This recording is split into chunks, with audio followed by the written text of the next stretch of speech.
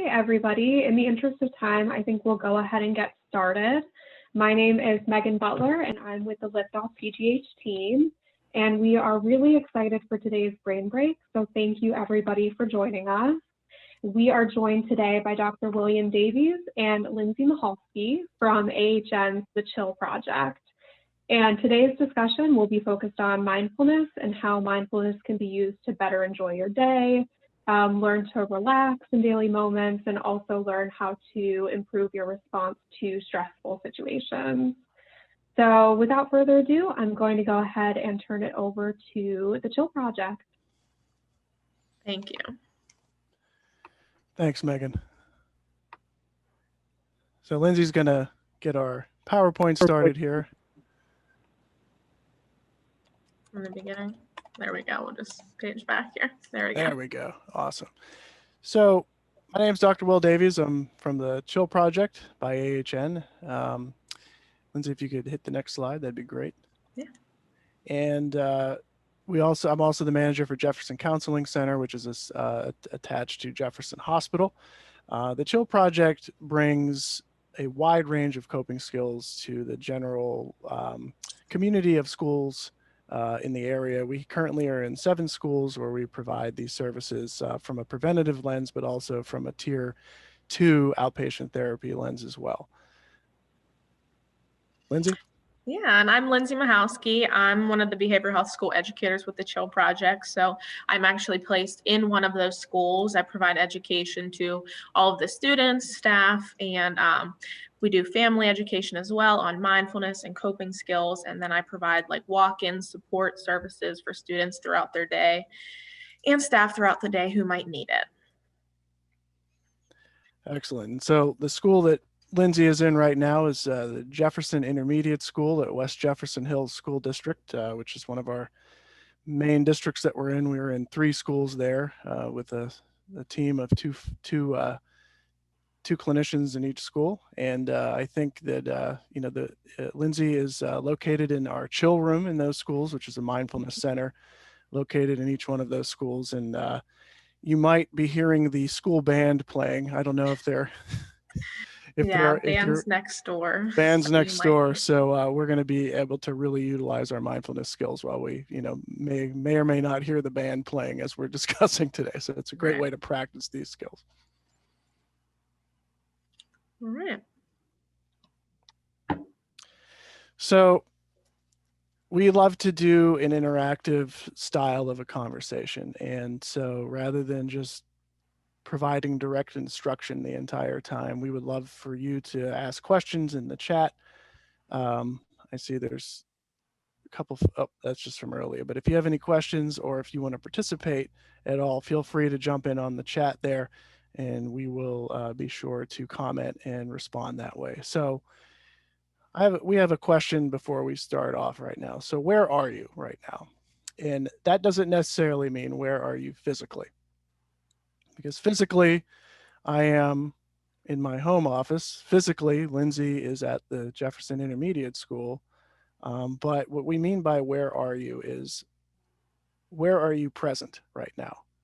Are you fully present in this moment? Or are you somewhere else? Or is a part of you somewhere else?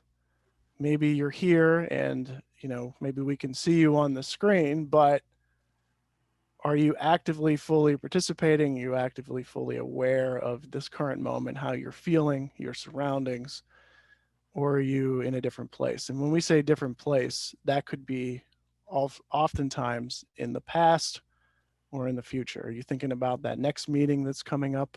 Are you still wrapping up the meeting you might have just had prior to this, or what you're going to be doing later on? Are the distractions from home life, or if you're at home or in your office, getting in the way of you being 100% present in the moment. So I would love to see some chat comments at the bottom, letting us know and answering, are you 100% present? And it's okay if you're not. It's really hard to be 100% present with everything going on, particularly these days. I know before this call, for those of you who work in hospital settings, you might be able to empathize with me. I had a strenuous call about hospital-based outpatient billing. And then right before that, I had a conversation with my wife about a parent-teacher conference that has to happen tomorrow that I have to, bake into my day. And then before that, we ran into some existential issues with our overall programming that we have to address, which will be fine. But there's a lot of things going on in our heads that lead to these things. And so how do we become physically present? So I see one person in the chat here saying, thank you. So 74.2% present. I think that's what that means. And so that's pretty darn good. So I'm interested to know, Jean Marie, where's the rest of you at? Like, so that other percentage that's not physically present, that's not fully present. Is it on something in the past, something in the future? Is it being distracted through something in the current moment? And if anybody else wants to chime in, that would be great too, to talk about, their level of being present. Because when we're not physically and fully present in our current moment, we miss a lot of the smaller things that bring the vibrancy and the color of life in that moment. We miss those things because we're so busy being in other places. And so thank you, Jean Marie. She said that the other percentage is in future worries. And particularly now, Natalie said that she's half here, the other half is on my future and to-do list, right? I love the to-do list. I'm going to share, I have mine right here. This is my lovely to-do list. And so I should just turn that over because it is distracting. But like, these things are always present around us. And so how do we become fully present in the current moment to really enjoy that vibrancy of the current moment? And Lindsay, what are some things that are you 100% present, Lindsay? I would say I'm about 95%. Yeah, I'm right now mostly here, but even before starting this presentation, my partner here at the school and I have been talking about this a lot lately. I feel like just this year in general, it's been really hard to focus, really hard to be motivated because we don't know what's going to happen from one moment to the next.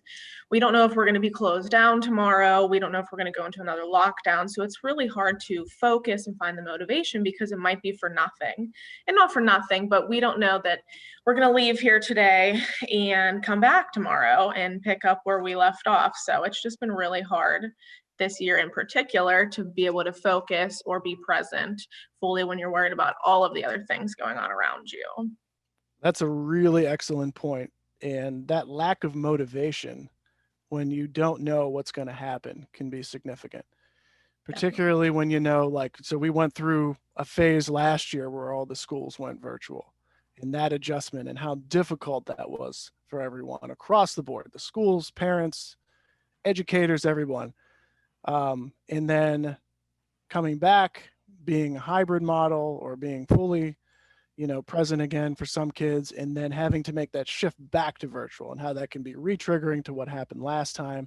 It can really take the wind out of you and create some situations where maybe we're not as motivated this time around. Or it creates an additional level of stress. So Patty here talks about doing multitasking, making lists, clearing desk. So that's interesting. So on Zoom, I think it's easy for us to get distracted at times. We're in our home and, we have that ability to like turn the screen off and nobody really knows what we're doing. It looks like we're paying attention, but are we really paying attention? Or I think some people actually go as far as like putting a screenshot of themselves on or something like that, that makes it look like they're there, but they're really not there, something weird like that. So, how do we keep ourselves from being pulled in that direction of like, we want to do something else while we're sitting here on Zoom? Someone else wrote 50% present,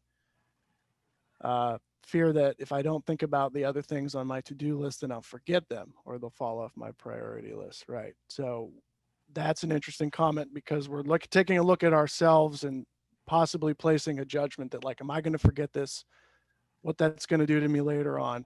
And so we're going to talk about how do we utilize mindfulness and what are some of the basic building blocks of getting ourselves to a point where we can start to practice being more aware of the current moment, particularly now.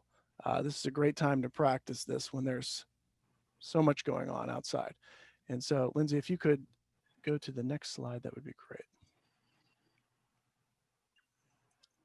So this year in particular, we wanted to bring up some facts that we found related to mental health and the pandemic going on, because I think a lot of us have been under more stress and have more things going on in our lives than we typically would during a normal year. Of course, you have your day-to-day things, but then there's the added stuff of watching the news all the time, and maybe your job's being affected. Like Will said with the schools, they were switched to virtual last year. I know starting out the school year, we were a hybrid model, and then we just have recently come back full time, 5 days a week, but then it's a concern that any day now it's going to be affected. So we want to give you guys some statistics that we found related to mental health and the pandemic. So recently, 1 in 3 adults reporting having more symptoms of anxiety, depression, and even substance use,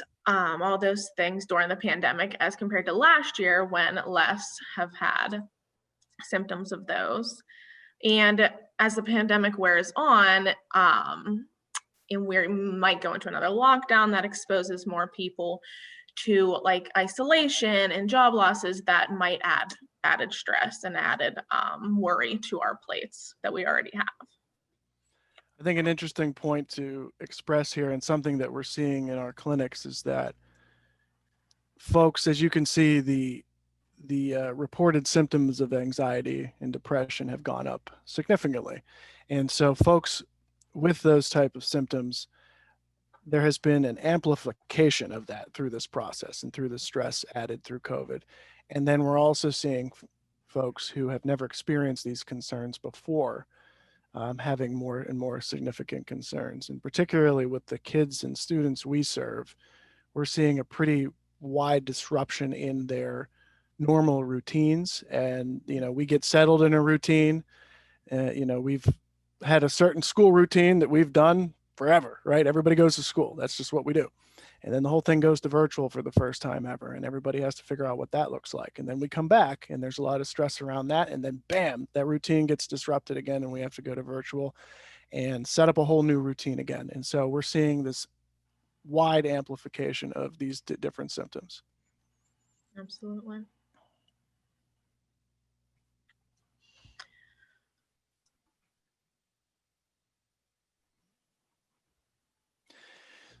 So what does stress do to us? Stress in even times that are not pandemic related can cause some pretty significant physical reactions and responses in our body. Like stress can literally kill us over time. It creates challenges with heart disease, high blood pressure, weakened immune system. There's eating disorders that can come from this. That can lead to issues such as obesity, gastrointestinal problems. Stress also impacts our sleep, particularly right now if our routines are really out of whack and not what they used to be. Our sleep can be incredibly disrupted. Not only maybe you're not sleeping as much, you're sleeping more than you usually do, or your routine is to the point now we see kids who aren't going to bed till 2 or 3 in the morning when they used to go to bed at more, at like 10 o'clock at night to get up at school for the next day. So we're actually calling in for some kids for their appointments and just waking them up at 11 o'clock in the morning. And so, social isolation can compound those issues.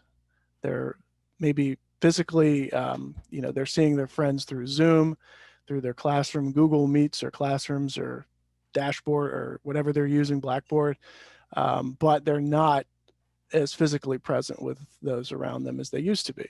And that is all really impacted by routine changes. And so it'd be interesting in the chat box, if anybody wants to talk about what stress has done to them, particularly recently, if you want to disclose anything with us about that, we can talk about that. And what the impact of stress has had upon your life, particularly recently. One thing that has happened to me, I can say for sure, is I've had a sleep impact. I was the type that when I was stressed before, I tended to sleep more. Now, for some reason, I'm sleeping less, and then you have a disturbed sleep where I'm waking up a lot more Yeah. frequently now, particularly as we're trying to help schools shift into more of a virtual platform. So there's a lot of thought, racing worries, and those kind of things going on. And so we're, trying to use some of these mindfulness techniques that we're going to talk about to help address some of that. It gets into my dreams. There's some weird stuff that happens in there. I was telling Lindsay, if any of you are Star Wars fans, I'm not like the biggest fan, but I've seen the movies. I had a dream that the Death Star came to me last night in the clouds, but it was like Darth Vader's helmet. And it was really bizarre because my whole family was there and we were going to like fight the Death Star, And so it's definitely an obvious connection to what we're going on right now. I think COVID would be a great, Death Star analogy, but, things can get messed up in your sleep. Lindsay, what type of impact is stress having on your life? Definitely sleep for me as well. I have been waking up a lot in the middle of the night. I don't even know why, you just do it, but there has to be some reason behind it. And struggling a little bit with like the social isolation stuff. You can't just go out and do what you normally do. That's been hard. I've been recently married, so we weren't able to go on a honeymoon or celebrate the way we would have liked to. So that's been rough on us, but definitely having some effects. And that's an interesting point. You bring up those life milestones, right? Mm-hmm. So like your wedding didn't happen in the way that it maybe typically would have before this because of what's going on. We see social isolation and, different life activities with kids as they hit certain milestones, depending on, their culture or whatever that happen that aren't happening in that same kind of a way. And so they're missing out on some of these things. And we're also seeing, because of this isolation and this routine change, is that we see some regression in behaviors as well. So we see kids who are maybe 5, 6, 7, 8 years old who, when the school goes virtual, maybe they start to regress and some of their behavior might look like a 3 and 4-year-old at that time. So interesting behavioral changes that we're seeing as well. Absolutely. Can you see the chat? Because I can't, by the way. Mm-hmm. You want to hit the next slide? That'd be great. Yep. All right. So the stress response. So I'm sure a lot of you know what this is. So our brains have been programmed in a way to help protect ourselves and keep ourselves alive, right? It's all about that self-preservation. And when your brain perceives a threat in the world, it will activate that fight, flight, or freeze response, which was something that was built in over time for situations like this, where the saber-toothed tiger's coming at you, and you have a choice. Am I going to beat the thing over the head with a club? Am I going to run like heck in the other direction? Or am I going to try to hide behind a rock and protect myself? And so that response is still within us today. And interestingly, typically in these discussions, we talk about, it is not that often that we are faced with the saber-toothed tiger or those kind of events, depending on, where we live in our culture and things like that. But it's interesting now with COVID, there is a little bit more of a saber-toothed tiger in our lives. But generally, what we're talking about in terms of the stress response is that response that you get. You might feel it when situations arise that are not life-threatening, and your brain perceives those situations in ways that it thinks your life is being threatened. And so you might feel a certain way about it. If you go to the next slide, please, that'd be great. You might feel it in your body. So you have all these hormones that are released in your brain, and maybe your heartbeat goes up, your breathing becomes a little bit more shallow, quicker, maybe, your skin or whatever gets flush, dilated pupils, maybe you're trembling a little bit. And when those hormones are released into your body, it takes quite a while for your body to readjust and come back to your sort of baseline status where you can think clearly. And when you get into that fight, flight, or freeze mode, your body is getting prepared, like that trembling and those dilated pupils. I mean, you're getting ready for a life-threatening event, right? Your body's trying to see better by dilating your pupils. Your heart rate's getting up, you're trembling. Your body's becoming flush with these hormones, so you can either beat the snot out of that saber-toothed tiger or run like heck in the other direction. The Yeah. problem is these things get activated in times when there aren't life-threatening situations. And when this happens over and over and over again, it has a compounded impact on your body over time. And we're not supposed to be living like that on a daily basis. So if you feel this way, if you feel this level of stress on a daily basis, those hormones are circulating through your body that are supposed to be like not happening very often and for life-threatening events. But if you're feeling this way most of the day or several times a day, it's too much for your body. It's not healthy. And so it activates this fight or flight freeze, and it impairs our health, and it also tends to shut off our frontal lobe capacities. And so our decision making becomes a little less clear, and situations that we normally would think of as inappropriate in terms of the way we would act might make a little bit more sense when we're in this mode. And so, for instance, when we put this picture up, for those of you who are from the area or just in general, a tunnel, this is the Fort Pitt Tunnel going into downtown Pittsburgh. And when you see this, how does this make you feel? Just taking a look at that, right? Lindsay, how does this make you feel? Stressed. Tell me why. People drive like maniacs through there. It's a crazy, stretch of the road, and you get white knuckled on the steering.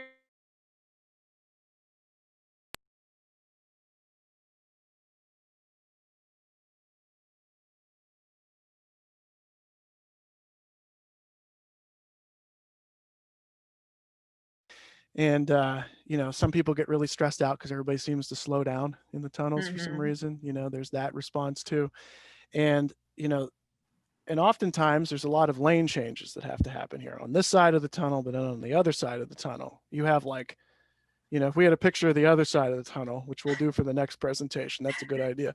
There's like, you have to make a decision within like a minute of like which of the 14 different turns you need to make.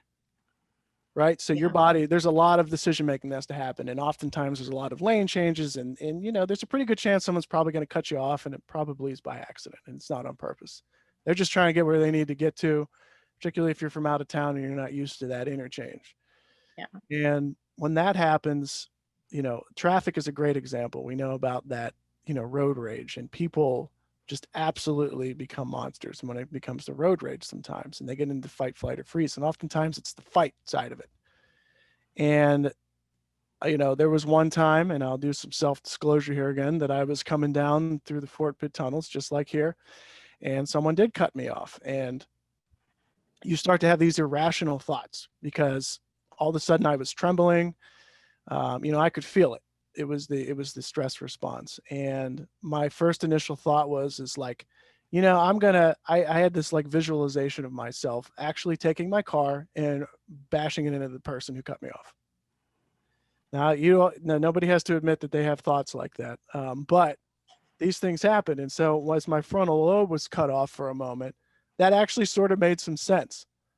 But then, utilizing some mindfulness techniques, because I recognized that my body was in the stress response, I was able to calm myself down enough pretty quickly to be like, that was really the dumbest idea that I ever came up with in my life. That would be really stupid. You'd be hearing about me on the news. I'd lose my license. I'd be in jail. My kids would see me on the news. It would be bad. And so how do we pull ourselves away from the stress response? There's other times in life when this happens too. Maybe at work, there's somebody who really, really irritates you. And your fight, flight, or freeze mechanism is activated because your brain is perceiving them as like an existential threat to your well-being. And maybe it's even hard to talk to this person. Like within 20 seconds, they start talking and you start feeling it in your body. Like you start shaking, and maybe you have a visualization of you doing something to that person in that moment that's probably not going to be helpful in the long term. So how do we get ourselves away from that? Yeah. What can we do when we recognize that we're having this kind of stress response in our body, and when we're starting to have like our heart pound, our skin maybe get really red, we start to tremble, like Will said?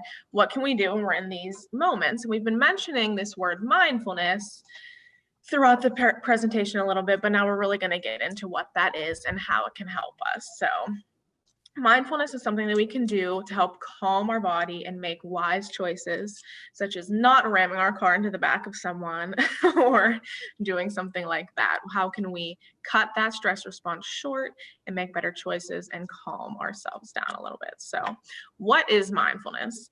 Mindfulness is the human ability to be fully present, aware of where we are and what we're doing, and do so non-judgmentally. So, this is something that everyone is capable of doing. It's just you have to learn how to do it. And it does take practice. But mindfulness, there's many techniques we can do. And we will go over a specific one towards the end here. But it's just the way that we can kind of stop, take a deep breath, just create some space between ourselves and whatever situation is going on. And even if it's not a specific situation or event that's happening, just that stress or everything that's going on, you can stop, take a deep breath, create some space, and think. Will, do you have anything you want to add? Yeah, and Lindsay, you make a great point about the space. That is the most important part of this, is creating that little bit of space where you can do that very brief second of self-reflection and recognize when you're in that state of mind, or that you need to be more present fully in the moment. So either you're in a stress response, or maybe you're just very distracted and not fully in the moment. And recognizing that in your body and saying for a second, wait a minute, I am distracted, or I am in that stress response. I'm feeling certain things in myself. There's something in the environment maybe that's triggering me. And what can I do right now about that in a way that is kind to myself, is non-judgmental to myself, and that allows myself to let go of the things that we cannot control? Because sometimes those things that we cannot control are the things that really tick us off the most, or the things that really stress us out the most sometimes. And to be more because present. You don't in that have moment. Control of it. Exactly. And you know, one of the animals that I always think of that really does a great job of practicing mindfulness is dogs. You know, if any of you have dogs or have had experience with some dogs, I would say that, you know, think about when you come home with your dog. Are they fully present with you when you come home? Like, they are hopefully so excited to see you when you walk in. You know, maybe they can almost like sense you that you're coming home, and they are so focused in on that. And you know, the house could be burning down around them, and they're just so happy to see you, right? It doesn't matter how bad their day was. They're always there. They're ready to go. They're happy to see you.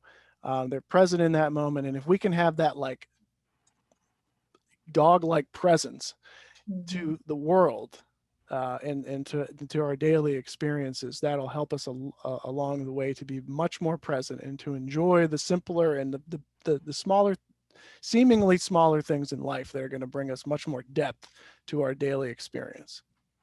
For sure. So aside from calming our stress response, why practice mindfulness? Why be mindful? So mindfulness can help us regulate our emotions, can help decrease stress, anxiety, and depression. Our symptoms related to that can help decrease those. It can help us to be more in tune with ourselves and observe our thoughts, like Will said, not judge ourselves for having these thoughts. You can be more aware of your feelings and things like that. It can help us make better decisions. Like I said, creating some space between yourself and a situation or an event or whatever it may be, just to stop and think of what you're going to do next. It can help us really manage our emotions and engage in life fully. So it can even help us with our relationships, because you're maybe more present with your family, your kids, your spouses, whoever that may be. And it's a mindset shift too. Like, oftentimes we do want to distract ourselves from what's going on. You know, I have a tendency that when I come home from work after a long day, like, I just want to look at my phone for a while and like just like not engage in things. And so I've had to actively pull myself away from that practice to be more present for my kids and for my spouse. You know, it's been tough because you want to distract yourself sometime, which is fine. You know, that's good to do that. But oftentimes when you're doing that, you're missing out on some other things that are really positive and fulfilling to you, that can be just as fulfilling as that distraction. Distraction in moderation. There you go. I love it. Yeah.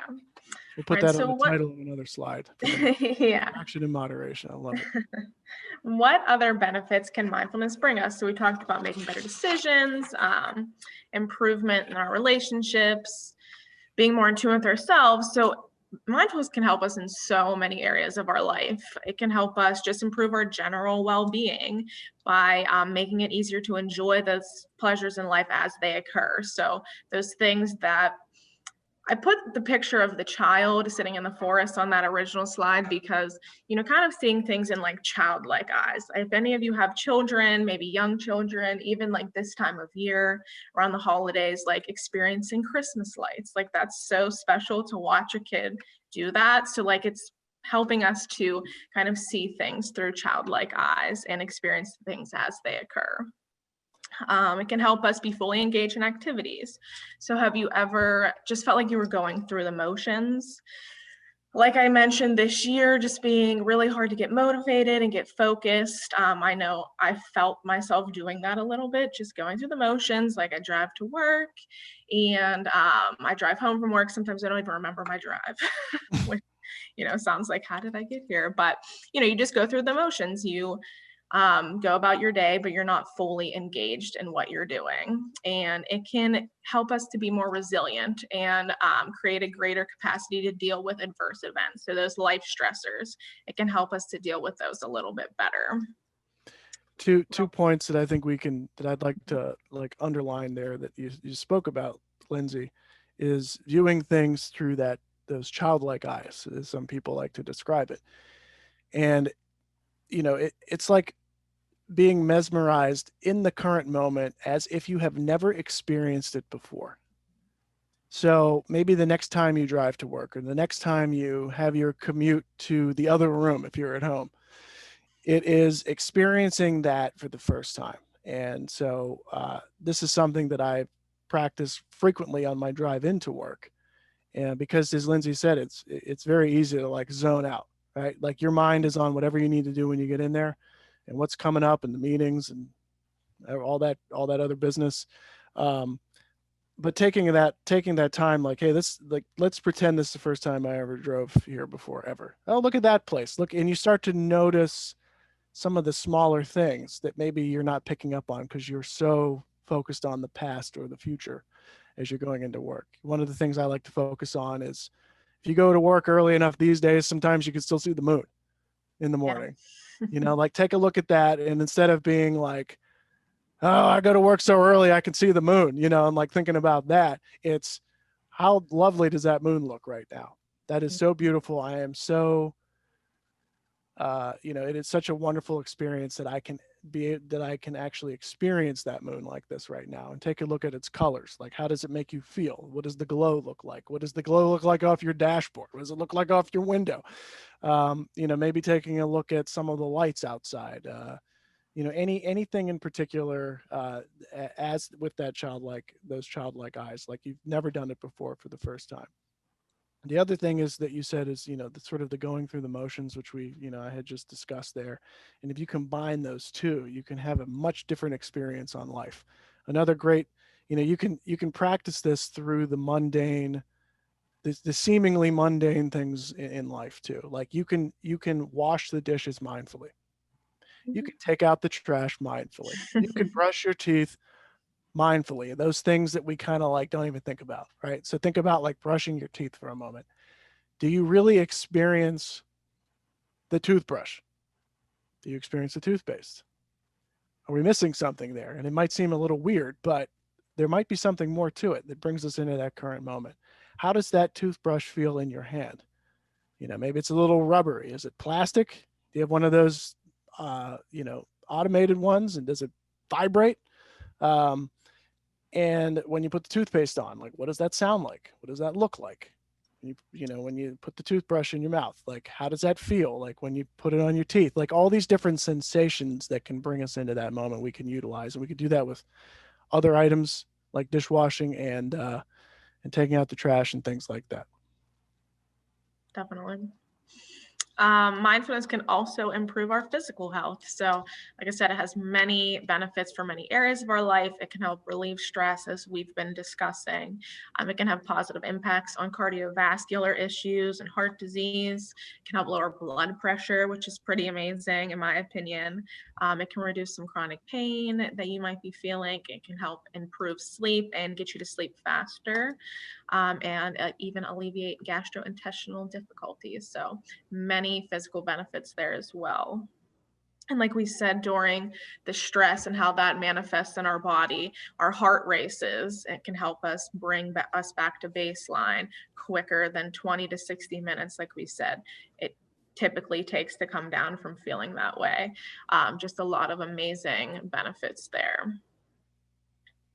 And it can even help with mental health as well. So kind of is a go-to for everything. It can help to treat depression, symptoms of that, substance use, eating disorders, couples conflicts.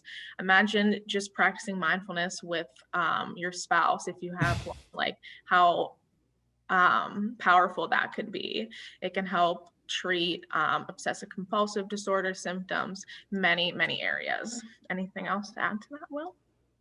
No, I was just thinking about the couple's conflict, or any interpersonal interaction that you have. Like when you're talking to someone, are you actually there, or are you too busy thinking about the next thing you're going to say or making a point?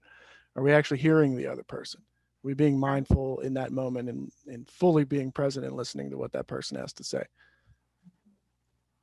Yeah, absolutely. So before we talk about that deep breathing and ways we can practice mindfulness, because deep breathing and meditation is really one of them that we can practice with no other tools. So we want to try that here today. We want to go over a quick little video to kind of recap everything we talked about and explains mindfulness a little bit further. So bear with me for a second. I'm going to switch over the screen here.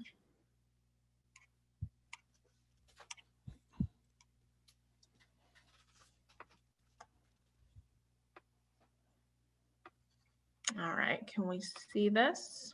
Mm-hmm. All right.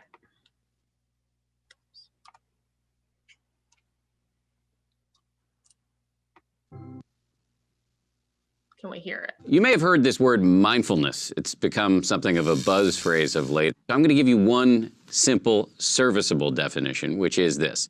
Mindfulness is the ability to know what's happening in your head at any given moment without getting carried away by it. Imagine how useful this could be. Just as an example, driving down the road and somebody cuts you off in traffic. How do you normally react? I think most of us, we normally react by having a thought, which is, I'm pissed. And then what happens next? You immediately, habitually, reflexively inhabit that thought. You actually become pissed. There's no buffer between the stimulus and your reaction. With just a little bit of mindfulness, in that same situation, you might notice my chest is buzzing, my ears are turning red, I'm having a starburst of self-righteous thoughts, I'm getting angry. But you don't necessarily have to act on it and chase that person down the road, screaming at them with your kids in the back of the car thinking you've gone nuts. Now, you might be thinking, don't I need to get angry sometimes? Aren't I justified? I would say yes, but probably not as much as you think.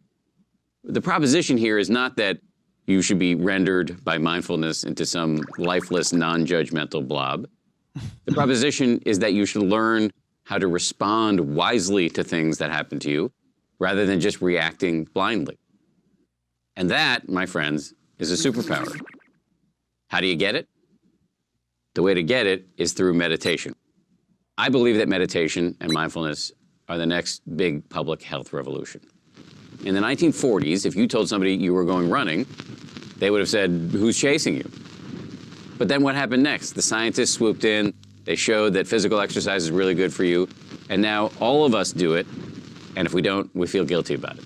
And that's where I think we're headed with mindfulness and meditation. It's going to join the pantheon of no-brainers like brushing your teeth, eating well, and taking the meds your doctor prescribed for you.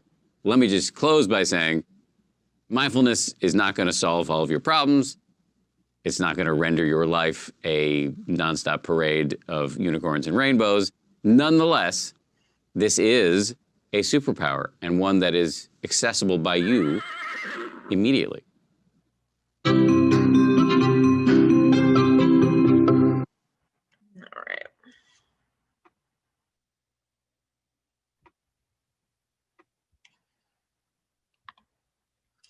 All right. So we thought that was a really good recap because it talks about the traffic thing, which I think we all have experienced before. Will even brought it up earlier.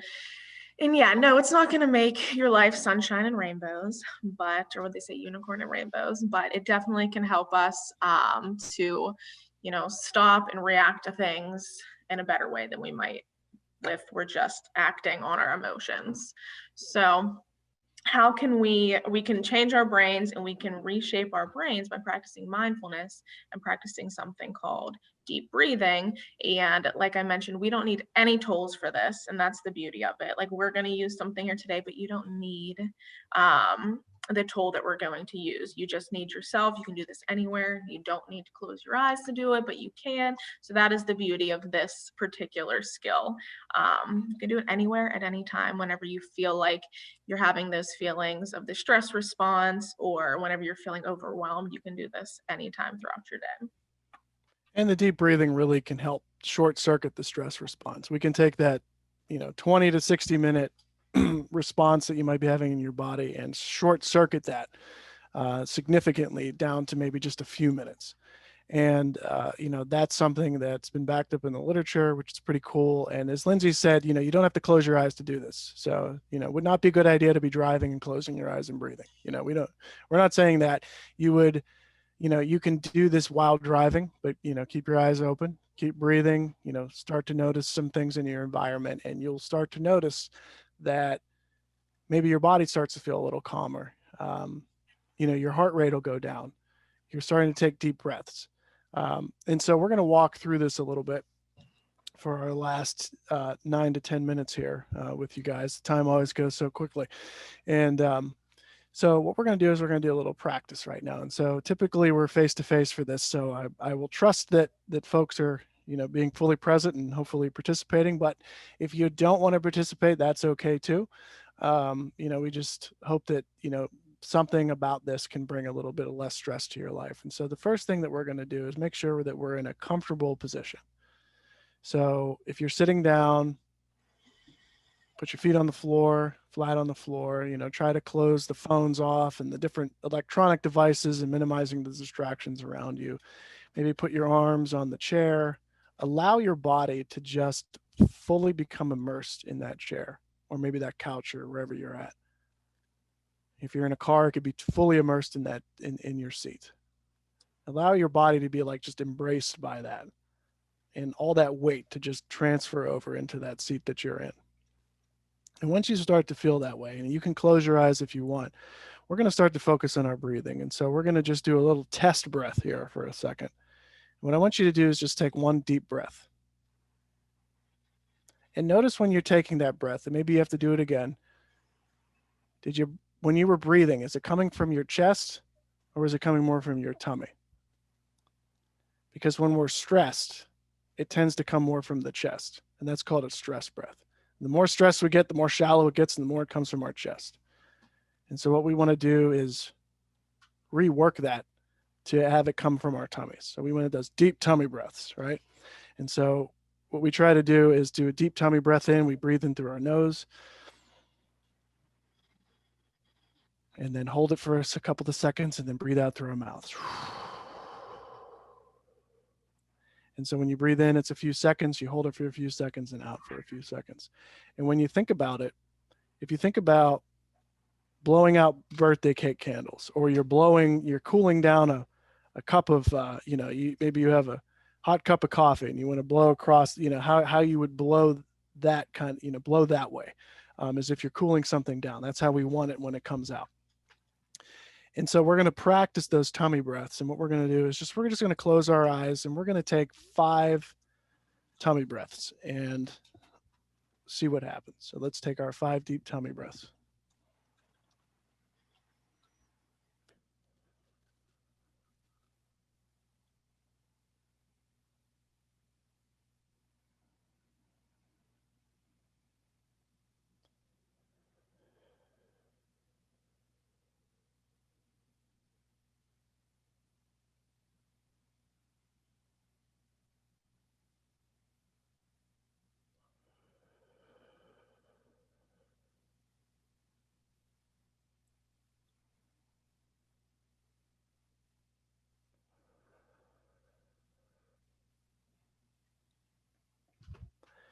So when you were taking those tummy breaths, I know I can already feel myself lighten up a bit. I felt the tension in my shoulders go away a little bit. I definitely feel the rush of oxygen and blood to my brain on that one. Actually feels pretty good. And but what happens is if we don't practice this, first of all, maybe it feels silly, and that's okay to have that feeling. We're not going to judge that and judge that on ourselves, because it could be different and not something that you do every day. But oftentimes when we do this, we get these thoughts that rush into our heads because our mind is always going and is flying around all over the place. And when these other thoughts come in like an avalanche sometimes, or like a waterfall, what do we do with them? And oftentimes we are taught to say, we want to block these thoughts. I'm trying to be focused and I'm trying to be calm and I need to block them out. And we're not, in mindfulness, we're not blocking them out. We are recognizing that they're there, because when we block them out, that is when we start to judge ourselves and those thoughts. And those judgments start to lead to emotions, which then start to lead to physical reactions in our body again. And then it leads down that road to anxiety and depression and those kind of things and other symptoms. So we want to recognize that those thoughts are there, and then we want to practice letting them go. And that is really, really hard to do. And it takes a lot of practice to do that. So one of the things that we talk about is visualizing that you're putting those thoughts, maybe you see them as a big old clump, or maybe there's one thought in particular, and you're putting that thought on a cloud in your mind when your eyes are closed and you're breathing deeply. And you're watching that cloud drift away, and that thought is drifting away on that cloud, and it just goes away. Now it might come back, and it might come back 347 times, especially if we haven't done this before. But we're always acknowledging that thought. There it is again. It is in our general daily experience, just like an inanimate object would be. For instance, like this cup is in my daily experience right now, but I'm not judging this cup. It's just here. And I'm just going to let it go. I'm going to put it over here and let it go. And now it's away. And that's what we're going to do with our thoughts. It's just there, and we're going to let them go so we can focus on the current moment. So we're going to practice that for a minute, and allowing ourselves to, if we can also use that with distractions too. So maybe there's noises in the background. You know, if Lindsay starts hearing the band play, I know I can hear my kids screaming in the other room right now, but just being able to recognize that for what it is and letting it go and coming back into the current moment, which is really, really tough sometimes. And then through that, we're going to do a very, very brief relaxation exercise that we can use to help start our day. So let's get in that sitting position again with our feet firmly on the floor. And let's start taking our deep breaths in. So deep breath in through the nose. Hold it, and out through our mouths. And in.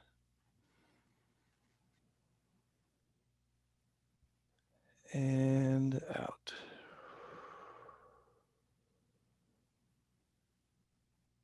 And in. And out. Continue to breathe deeply on your own and at your own pace. And if you have any thoughts that are in your mind, any judgments, any sensations or distractions, just recognize them, acknowledge their existence, and if you can, try to put them on that cloud and let them drift away, eventually bringing yourself back to your breathing.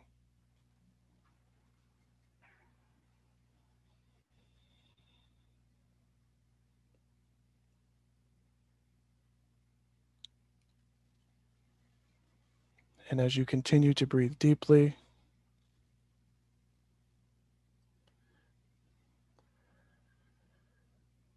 focus on the breathing coming from your tummy.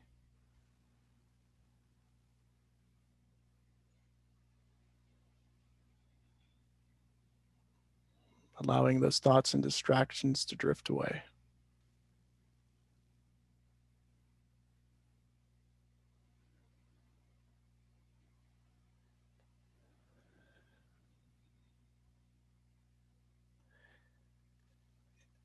Also realizing that you have no other place to be right now than here. in this current moment.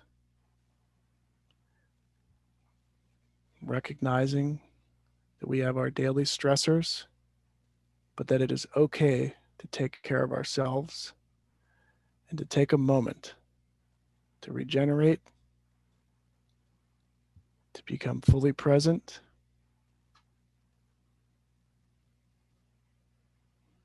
and to take care of ourselves in a way with kindness and without judgment.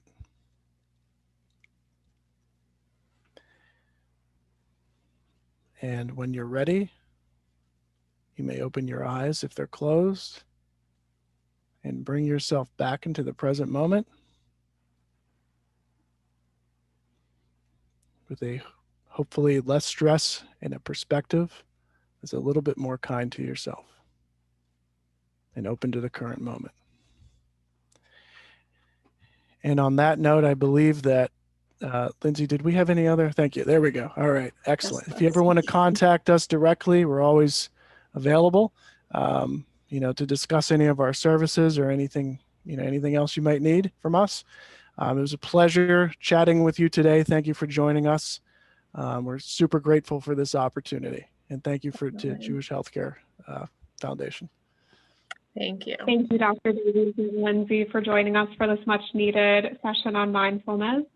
For everybody in the audience, we do have another session starting at 1 p.m. immediately following this.